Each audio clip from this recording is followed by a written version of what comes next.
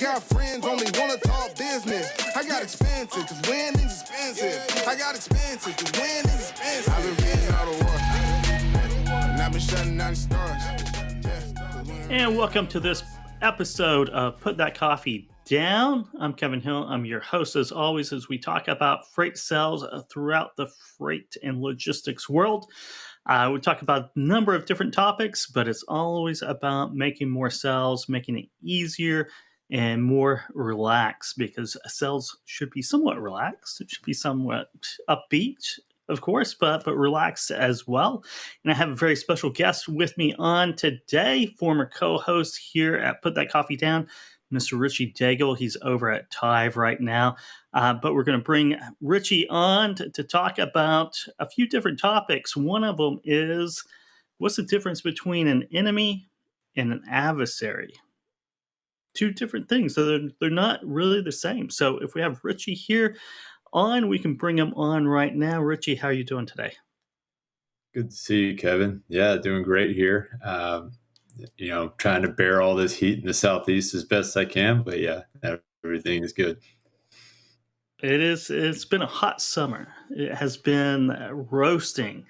It certainly has. But let's talk about, you're a philosopher. You're a philosopher. You bring the philosophy game to sell. So let's pick your brain a little bit.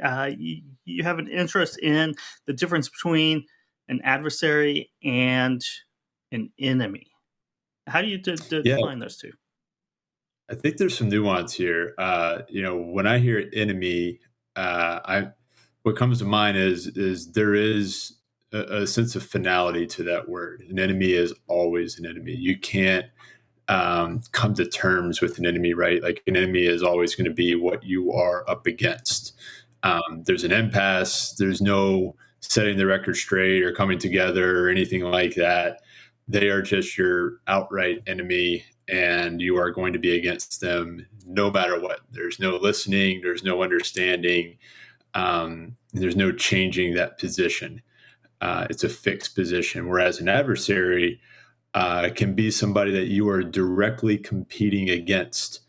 But there are times when you come together and work together, and there's always the door that's open to allow you to work together in the future, even if the details of what that would look like are unknown. So I think adversaries, it's good. It's good to have adversaries. It's good to have competition, but to view your competition as adversaries. Whereas I feel like the position of having enemies may not be the healthiest place for a company to be in, or may not be the healthiest position. Yeah, so your competitors are your adversaries and not necessarily your enemies. I think the one enemy in sales, and that is one of your competitors, which is the status quo. I think the status quo is always an enemy. Now, other people that you're competing with, other companies in the space, are your adversaries. But I think the status quo is, to me, it's always the enemy, because it is something that no one really wants. No one really wants the status quo. It's all about change in sales, and that's part of the game. What do you think? Yeah, and I think that's a different way to define enemy there, right? So the way I was talking about with people or companies, but I think in terms of mindset, sure, like if there's a mindset that you always want to be against no matter what, it would be the status quo, or like Carol Dweck would, the psychologist would probably describe it as a fixed mindset, or this is the way, this is what worked once, therefore this is what the rules should be forever, right? This is how we've always done it. Yeah, this is how we've always done it. This formula or this methodology was successful 10 years ago or 20 years ago, therefore it will be successful today. That type of mindset, I think, is it can work out sometimes, but I think in spite of, not because of that position, I think it's probably more problematic than anything else. And it's a good delineation between adversary and enemy. You played minor league baseball, right? You know the sports game. One day, someone might be your they can't be your enemy, someone on the opposing team, right?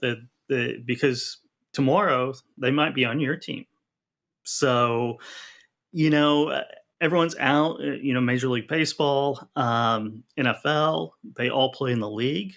They're all competing against each other. They're all adversaries, right? But not necessarily enemies, because they could be teammates at any given time.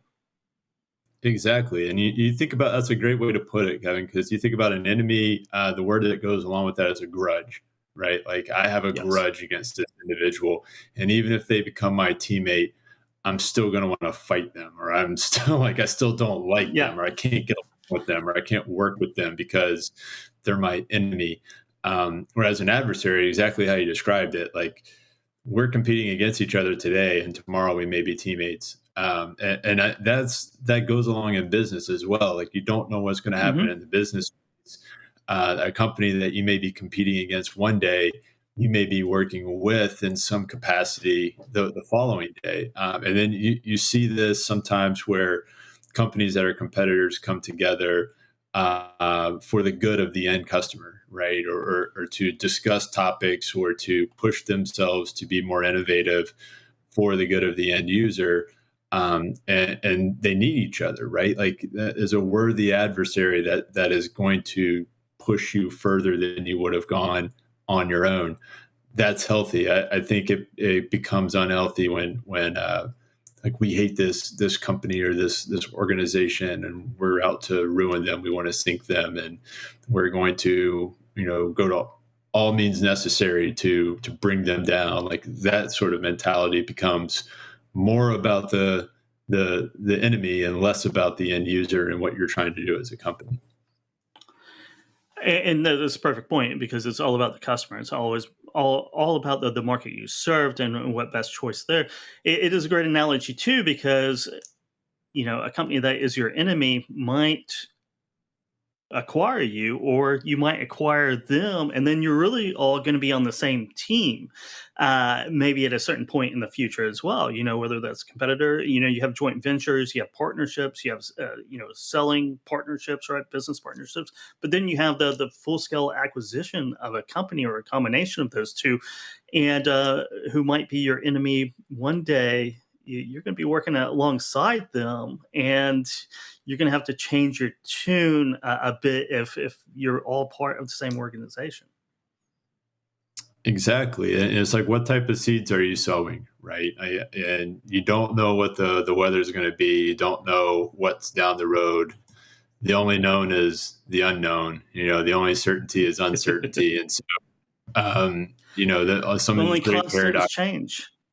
Exactly. So like, you got to sow seeds that put you in the best position no matter what. And I think it's always good to put good seeds out there, and do right and be respectful and have worthy adversaries who push each other, but refrain from this whole concept of developing enemies. And the dichotomy between the two really speaks to kind of our next topic here, which are values, right? And then that's this part of values is how you frame that competitive landscape. In sales, why are values so important? Well, I think one of the best quotes that I heard was from the Camless brothers that own a really nice restaurant in Seattle. And they said, values are only values if they cost you something. So I think if you ask any one person on the street or any salesperson, like, what are your values? They're going to say, oh, trust and honesty and integrity. I work hard and all these things. And that all sounds wonderful, and it's great. It's a good exercise to like brainstorm positive words that you feel are attributes. And these are all, it's fine and dandy, but it's meaningless if these things don't cost you something. And if you go through where you're making changes and changing your priorities and what is taking a back seat in your day to day, whether it's time with family or hard work or honesty or integrity, all these things, like how are you actually living and what's taking a back seat in order for you to get business done, and what are you having to cut that's going to illuminate, those are your values, whether you like them or not, or whether you don't like them, those are your actual values. So I think that it's good to do kind of an inventory from time to time, whether it's monthly or quarterly or every so often, and say, how am I doing? And are my values sticking? And that, am I sacrificing for my values? Are my values actually costing something? The things that I want to be my values, or are other things actually my values that maybe I'm not so proud of, and I need to make some adjustments. So yeah, I think it's important to just understand that framing, that no matter what you say about your values, unless they cost you something, they're really not your values. They're just good, fun, positive words. And that makes a lot of sense, right? The way you frame it there makes a lot of sense, because in sales, right, we're offering value, but it's going to cost you something. We're going to offer you efficiency. We're going to offer you a chance to grow your revenue, but it is going to cost you. Now, sales are made when value far exceeds the cost of a service or product, but your own personal values should be the same trade-off in a lot of ways, right? If your values don't cost you anything, any subtractions in other parts of your life, then what really are they? Exactly. You got to have some sort of weight to them, right? And Mm-hmm. there has to be something that makes them stick or makes them heavy. And that is like a form of sacrifice. So in business, you have the monetary sacrifice that you're paying in order to get a value or a service, or the thing that you're wanting from that vendor or subscriber, or what have you. But that has to make sense, right? Like the what you're sacrificing has to be in line with the value that you're receiving in a business sense. And in a personal sense, what are you going to hold to as your actual values? If family life is your values, how are you sacrificing for that? What sacrifices are you making, and so forth? So I think these are always good questions to ask, whether it's business or in the personal. Yeah, I mean, you only have so much time, right? Time is the most valuable resource out there, and for individuals, it's really uber important, time and where you focus your time in. So you have to sacrifice your time in certain areas, and that's a choice that everyone has to make, right? Where they want to devote their time and energy into doing. Though there's a lot that you can really cut out, and you won't lose anything, but there's quite a bit that if you cut out, you do lose something. Yeah, and it's one of these great paradoxes, right? Like I think making the most of your time and being that as efficient as possible with your time includes carving out time to sit and do nothing. Yes. And like, whether it's meditation, whether it's just Mm-hmm. downtime, not scrolling, not looking at the news, not distraction, but just doing nothing. And that's the hardest thing for any salesperson to do, because we are trained, we are Mm-hmm. programmed to run 24/7. We'll run through a brick wall. You want me to make 100 calls today? Give me the phone. I'm going to go after it. I'm going to just work myself into a cave, and I'm going to feel good about it at the end of the day when I drink a beer and pass out. So like, this Yeah. is the typical mindset. But I think you can lose track of the quality of that work, or just lose track of, even zooming further out, the quality of life in general, which is why you're working in the first place. Without like that moment on a daily basis to just unplug everything and just do nothing for a moment. It doesn't have to be 5 hours of doing nothing and suddenly like your job's at risk, but find space. Like I think that is a really good, healthy practice to use time in a really, really wise way. Yeah, a calm mind, you make better decisions, you make smarter decisions, you make more exponential decisions, which as salespeople and business people, we want to do. We want our decisions and our activity to be exponentially uh, favorable, right, and not linear. We don't want to make small incremental. All of our decisions and strategies aren't for incremental improvements over time. Oftentimes, they're for complete failure 9 out of 10 times, but that one success pays for itself and many times over. And you have to have a calm mind to really be in that creative mindset to pull that off. Yeah, and you want to get away from that kind of, I find myself, especially when I was younger, being in a more reactive mindset. Like I was Mm-hmm. going to react super fast. You asked me a question, boom, I have an answer. Look how fast I got that answer for you. It was awesome, wasn't it? I answered your email in 15 seconds. Yeah. This sort of kind of reactive, just go, go, go, go, go. And I think, as you kind of age and you see some of it, it's good to go through that process and to learn those skills. But at the same time, you want to mature out of that to a certain extent where you're more present in every moment and you're trying to take in as much information as possible and be as curious as possible, and then be slow, like take your time to think through things and be methodical and pay attention to all the details along the way so you don't miss anything early on that comes back to bite you later. It's just a better way to be, but that takes practice. And I think part of that practice is just learning how to sit still and get out of that sort of reactive mindset. Yeah, you don't always have to have an answer, right? I mean, I think that's where a lot of salespeople misstep. You don't always have to have the answer immediately. Hey, give me a couple of days to think about that. Let me ask a few people and see what I can put together, right? Not everything is as urgent as we make it out to be and we put on our shoulders for that. Really, the key, as you get older, maybe is asking the great questions. Asking better questions is much better and much more profitable than always having the answer. Always having the answer will trip you up much more than having great questions. 100%. I think there's a lot of people that have had a tremendous amount of success in their careers, and because of that success, they kind of have this idea that like what I've done's been successful, which is a natural kind of position to land in. But they kind of fall into that fixed mindset of, well, now I have the answers based on the success that I've had.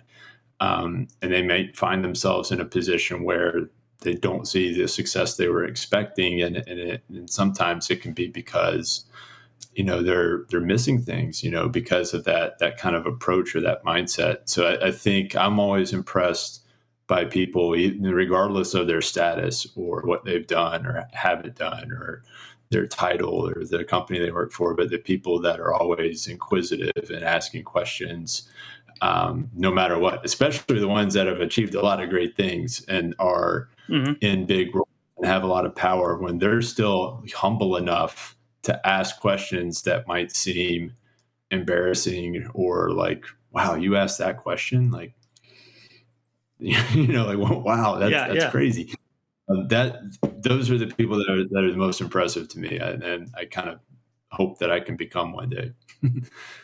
Same here. Let's move on to why. What's the power of why? Why it's important to ask why. Why has so many different ways that you can go. I mean, I think in that same sort of inquisitive, curious mindset of like internally constantly asking why, you hear a response to something like, why did they say that? Or why was this the case? Or why are they doing this? Why was that their answer? Like, I'm really curious to learn more about that. I think that internal constant, your internal 2-year-old that's always asking why can be really helpful. But then also knowing your own internal kind of, like Simon Sinek wrote the book about find your why. Like, why are you doing what you're doing? Why are you in sales? Why are you working for this company? Is this in line with your values? Like making sure that those big, massive puzzle pieces of life are in place and that you have the square peg and the square hole, so to speak. That version of why is also incredibly important to contemplate and be aware of as well. It is. You should question everything, right? You should question everything, and why you should question yourself a lot. Why am I doing it this way? why, and then you have to come up with your own justifications of why you're doing it, and hopefully you come up with good justifications. Or if you don't, then it's time to rethink how you're operating. And if you're not always asking why, then you're going to get stuck in the status quo, which is, I will still contend, is the enemy of us all. It was the famous comedian, I think it was Tim Minchin, said, everyone says opinions are like assholes. Hopefully I can say that word here. And he's like, and that's true in a lot of senses, but he's like, I would argue that opinions are greatly different than assholes, and that opinions should be constantly and thoroughly examined on a daily basis. And so and it's a funny sort of joke, but he makes a good point, in that whatever you think your position is, or your opinion, or the thing that you know so well, especially the things that you are convinced are absolute quote unquote truths, test them, ask why, use some sort of tenacity there to really drag them out and evaluate them on a constant basis. And I think that's a healthy practice. I do too. And I will say the power of why. Always ask yourself why. I go back to Chris Voss's books, Never Split the Difference, about why can be a threatening to customers and prospects and adversaries. And to maybe reframe those whys into more hows and whats whenever you're talking to other people, because it can be threatening. It's accusational in some ways, which is a weird meaning of why, right? But you're actually sometimes second guessing people, or that's the perception of it. So I would refrain from using why in business conversations sometimes, or limit that. But beat up on yourself a little bit and ask yourself why quite a bit throughout the day. You're exactly right. And I think the why question, when you're in the business setting, has to be an internal question that creates what those other versions, or those other more creative questions that Chris Voss would talk about. So I think you're exactly right. You can't just be sitting there going, why? I mean, someone's going to just get out of my office. That's why. I don't want to talk to you. So yeah, you want to position the conversation to where the other person's asking themselves the why question. So you're not doing it. You're just getting the conversation to that point of like, well, yeah, why do I do that? Well, that's a good question. Yeah, there's a humility that has to be injected there, and that's a fundamental key for sure. So, Richie, what are you reading right now? What am I reading?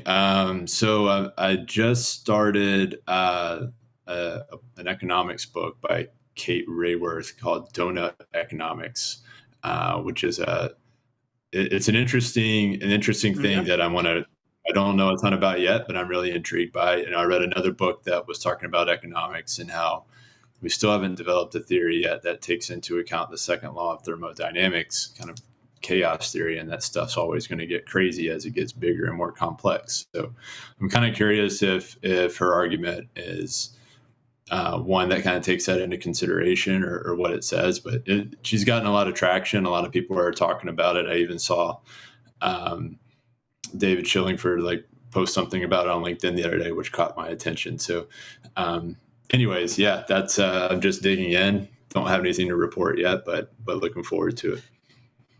So is it just the dynamics of a system or economy as it grows, and the chaos that ensues from that? Yeah, I think the previous book I read was talking about how we've not ever taken that into consideration, right? Like that as things grow, they get more complex, and as things become more complex, they become more chaotic, and you have this entropy that has to be accounted for, and otherwise it becomes kind of out of hand, right? So at what point do you have a model that accounts for that? So I think it's like, why do trees only get so tall?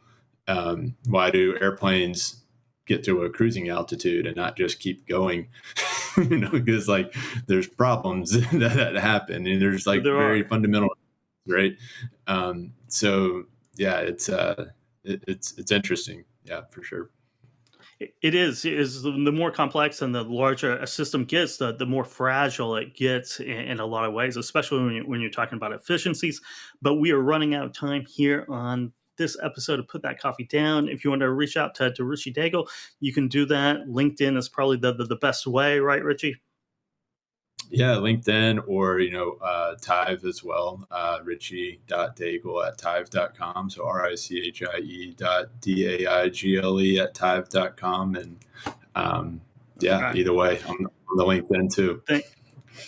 Thank you very much, Richie. And that's going to wrap it for this episode of Put That Coffee Down. Go out, make some sales, and make some margin this week. I got friends only wanna talk business. I got expensive, cause winning's expensive. I got expensive, cause winning's expensive. I've been reading all the war, and I've been shutting down the stars.